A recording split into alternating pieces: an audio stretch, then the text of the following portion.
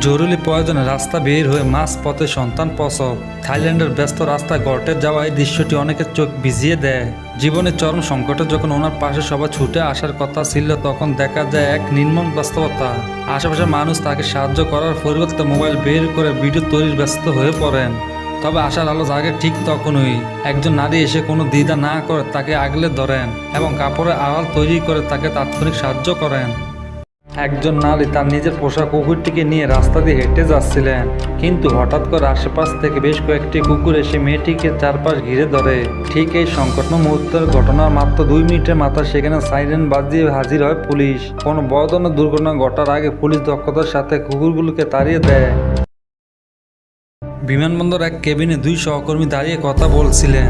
তখন নারী কর্মী যখন একা হয়ে যান, ঠিক সেই মুহূর্তে অলৌকিকভাবে ওনার পুরো মাথাটি পেছনের দিকে অটোমেটিক ঘুরে যায়। কোনো সাধারণ মানুষের পক্ষে এভাবে ঘা সম্পূর্ণ ঘুরে ফেলা যেখানে অসম্ভব,